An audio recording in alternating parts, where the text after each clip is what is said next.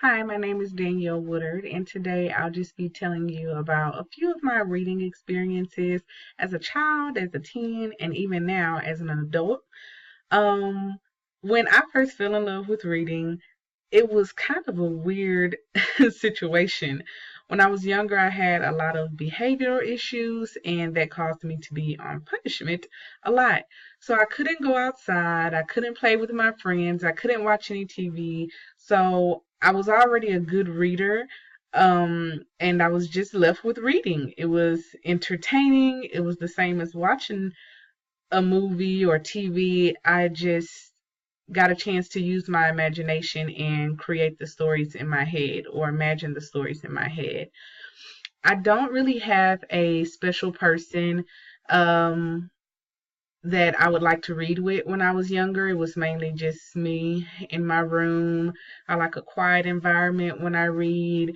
I like to read outside, maybe soft music in the background at the most, but nothing loud. I cannot read while there's like a TV blasting in the background or anything like that.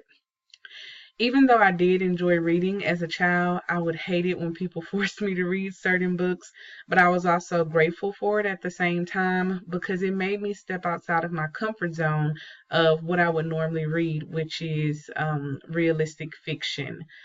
Um, my reading experience as a teen, I had a sort of rough childhood, so I couldn't really relate to some of the books that were in my library at school. So a lot of the times I would go to the public library and I would check out books that were supposed to be for older kids. Um, I would hide the book sometimes because I felt like, oh my gosh, they're not going to want me reading this. But it was just something that I could relate to more. So sometimes I like reading about things that I can relate to. And sometimes I just want to read science fiction and be in a totally different world. As an adult, I still enjoy reading.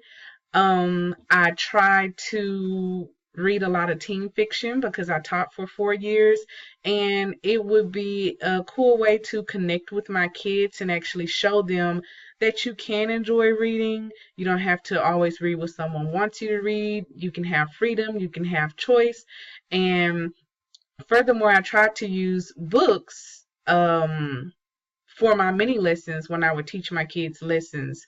So if I was teaching character development or plot or conflict, then I would try to use excerpts from books to get them excited about reading, and that that tended to work out really, really good because it seemed like they really got pumped about reading.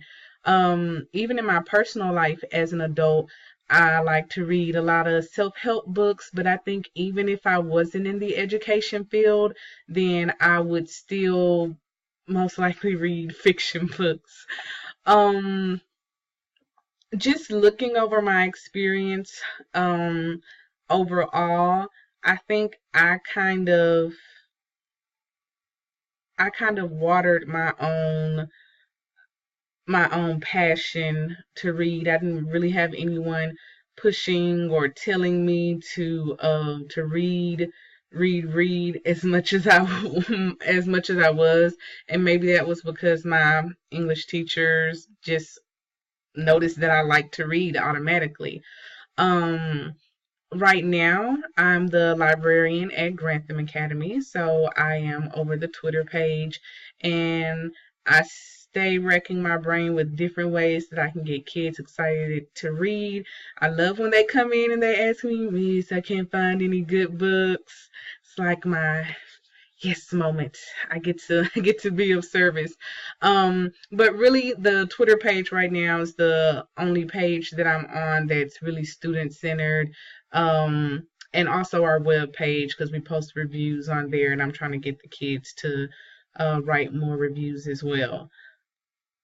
Overall, that has been my reading experience as a child, as a teen, as an adult, and even right now in grad school, having to read whether it's professional books or books that my professors want me to read, that are fiction centered. I think it's still good to kind of force yourself to read things that you might have necessarily read, because it just opens you up to different possibilities, and it kind of stretches your brain a little bit in a way too. So that has been my reading experience. Thank you for listening.